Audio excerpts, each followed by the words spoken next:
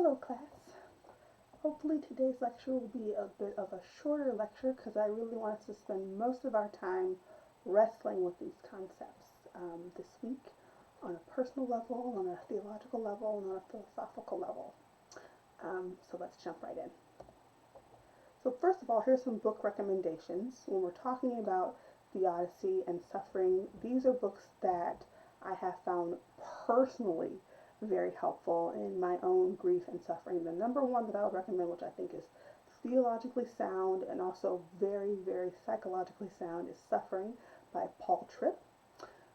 Another one, which is a little bit wordy, but it's also written by somebody who's in the middle of suffering. Paul Tripp is also in the middle of suffering in his book, is This Too Shall Last, Finding Grace When Suffering Lingers. No Condemnation by Bruce Nairmore is actually a book about shame and guilt. And so a lot of sufferers are survivors who are wrestling with those concepts. This will be really good for them. Good Grief, A Companion for Every Loss is a teeny tiny little book, which I think is super practical. And it's about stages of grief, but it's not quite the Kubler-Ross version. It's different theological stages. And then Trauma and Grace by Serene Jones, which is another kind of seminal trauma integration work, which is great. Okay, so first, theodicy, super quick history. This is Gottfried Wilhelm Leibniz. Hope I pronounced that correctly. But he is the one that coined the term theodicy, and he was a philosopher, jack of all trades, a mathematician. He did a bunch of stuff in 17th century Germany. And he asked himself the question of the problem of evil. So theodicy, God and righteousness. How can we have a righteous God? He wanted to defend God. How can I defend God as being righteous in a world where evil exists? And so one of the things that the articles that I'll post that I want you to look at is looking at different classical Christian responses to that question. And there are kind of three assumptions that are also listed in the article. But God is good. God is all powerful, and evil exists. How can those things fit together? And so we know that understanding that from a philosophical point of view is one thing, and then also understanding that in the middle of the suffering and answering it for yourself specifically is another thing. So he was addressing the problem of evil, and various theologians throughout time have continued to address the problem of evil, and it's begun to morph a little bit into the problem of suffering. And then now when people talk about theodicy, they are usually referring to the theology of suffering. That's what a lot of theologists and Christian psychologists are talking about now. So, like I just said, theodicy is both the theological and philosophical question, and we all have a theology, just like our theodicy, just like we have a theology. We might not have it articulated. And so this is what this conversation is about, being able to articulate what you believe. Because you do believe something, right, about why evil exists. We want to be able to articulate that. So it's both a theological and philosophical question, and then it's also a very personal experience of what suffering means to you. And theologians and thinkers throughout time have wrestled with these two things in tension.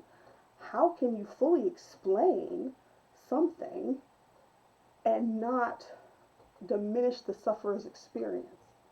And this is a balance that we also have to strike as well when we're doing clinical work or in ministry, is understanding, yes, the theodicy and theology needs to be articulated, but we can never lose sight of the very personal nature of what suffering is meaning to this particular person. So some of the questions that are coming up with theodicy, I want to say it's a process. It's a wrestling with, it's a trying to come up with answers to these questions. And so this is going to look different for everybody. But there are questions that are about the suffering, the act, and also the process of suffering. So these are some of the questions that are kind of underlying our question of what does it mean to suffer? What does it mean to have a good God and for there to be evil in the world? So questions about God's character. Is he really omnipotent? Is he really all-knowing? Is he really good? is he really X, Y, and Z, right? And so we're looking at this idea of God concept. How do we see God? Is he a punitive judge? Is he a distant father? What role, how does this person, how do we see God?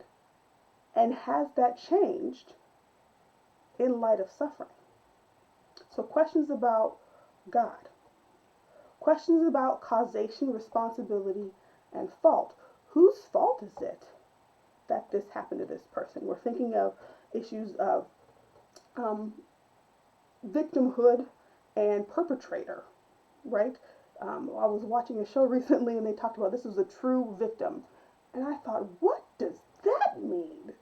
And what they meant was it was like a likable, somebody who had never done anything wrong. And that broke my heart because it was kind of unspoken that some people who had done something wrong, somebody who wasn't a child, that they in some way deserved the trauma that happened to them. And I think that that's something that we do in society.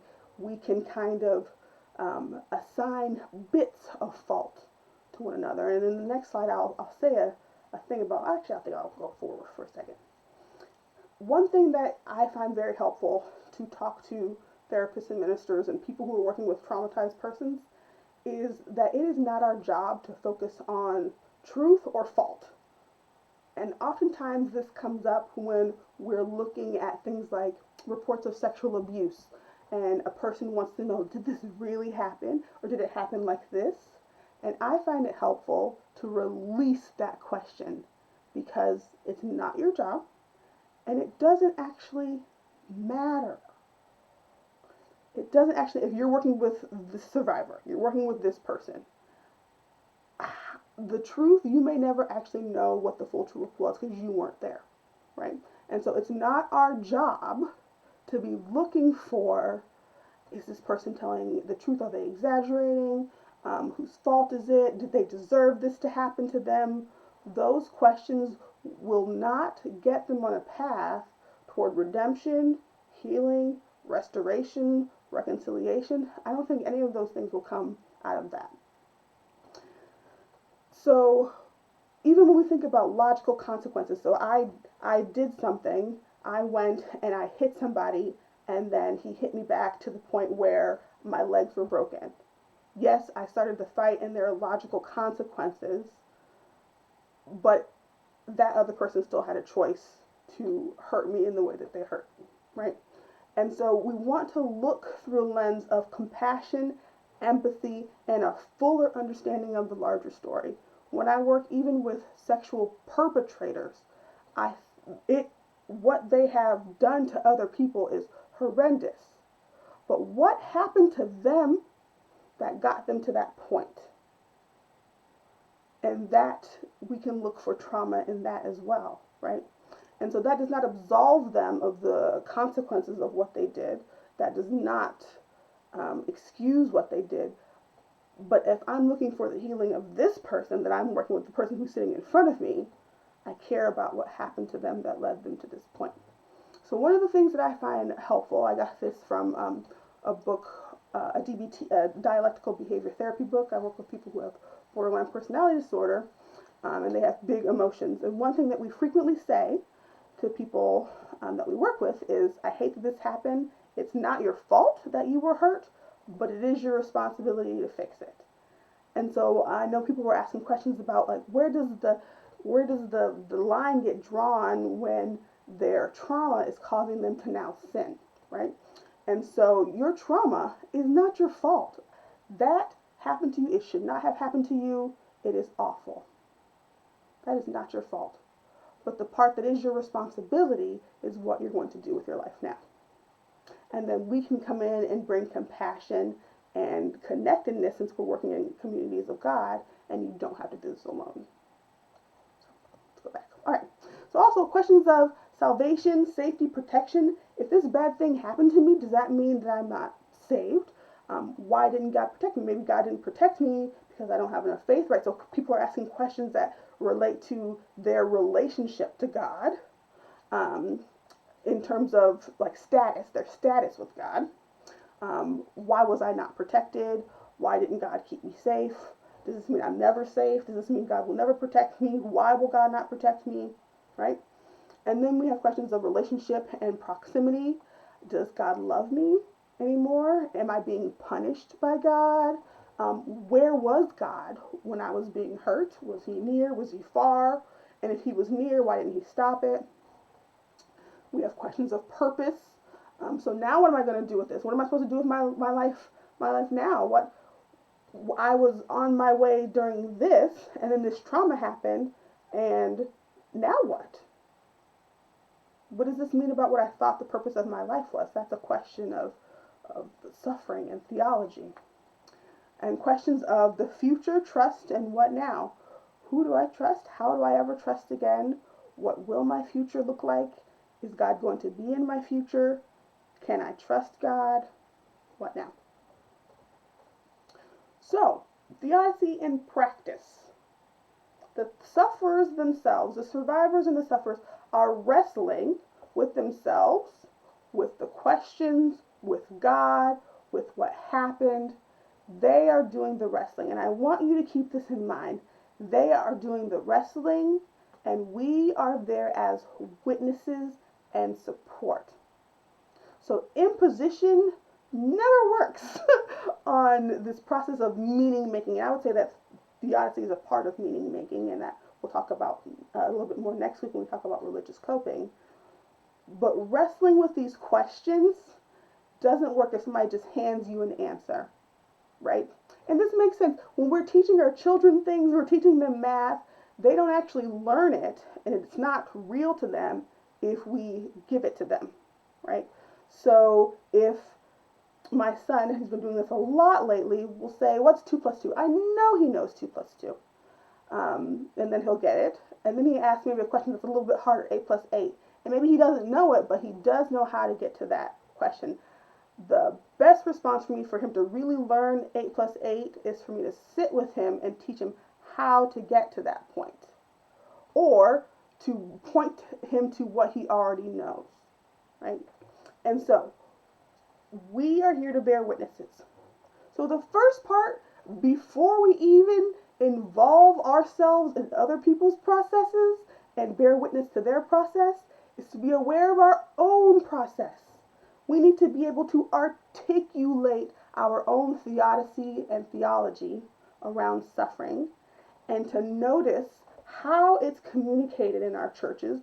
What messages are we giving about suffering? And then to also know that there are other scripturally sound, orthodox Christian responses that exist. There are other ways to think about suffering that might be different from your own.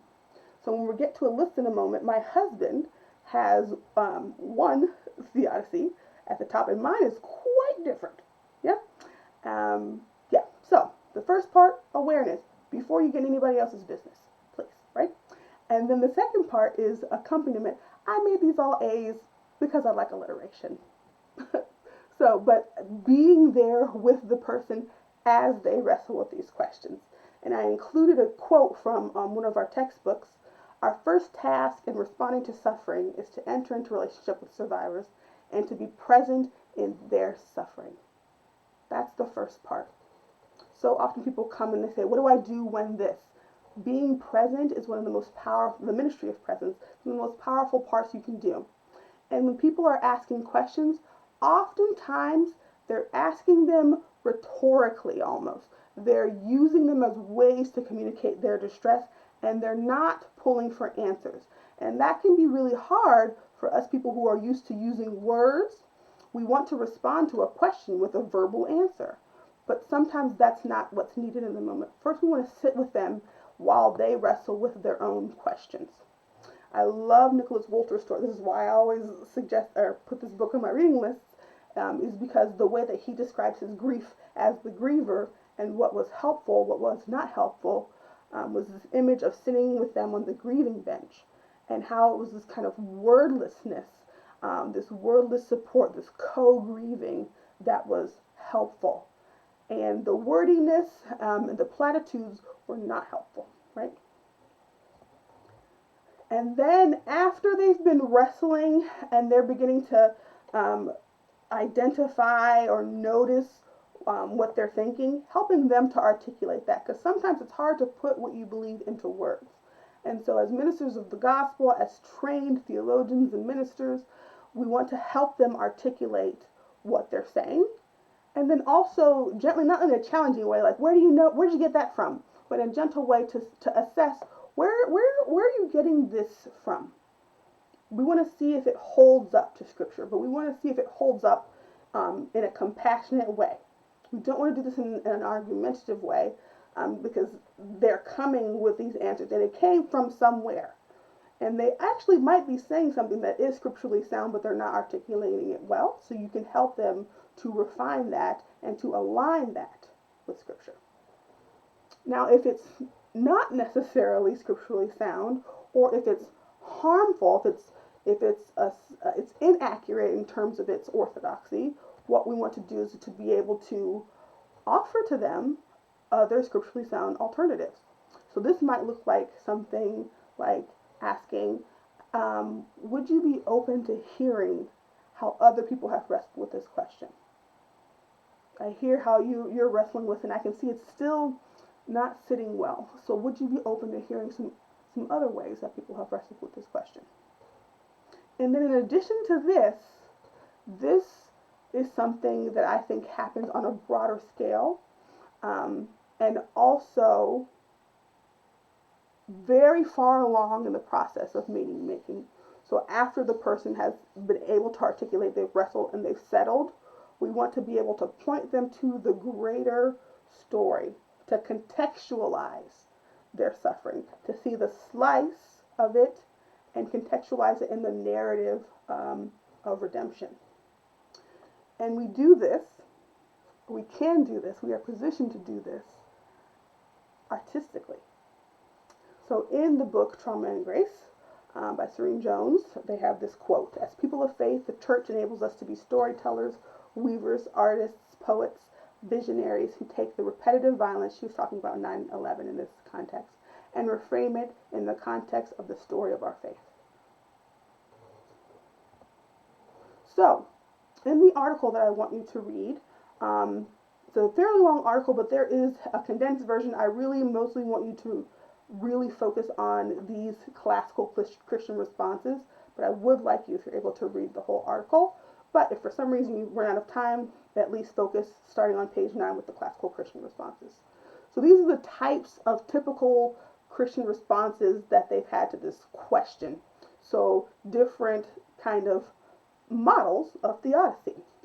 You have this list here. I want you to read through it and look for the one that seems to match up with maybe what you tend to believe, and then ask yourself, where did that come from? How did I develop that? It's probably a development of not only your culture and your context, or not only your theology, but your culture and your context, your home, your experiences, what people have taught you, what you've read. It's influenced by a variety of things. And read through each of them carefully and see which ones resonate. And notice maybe when they developed. Did they develop in the middle of suffering? Did they develop as you watch somebody else suffer? Did they develop in class? I want to know where these things develop, and we'll be talking about this in the forum. So, that is all we have today. I want you to do all of the activities that we have and read the articles that are under the to-do list, not in the additional resources. Those are just extra in case you're curious. And we will chat soon.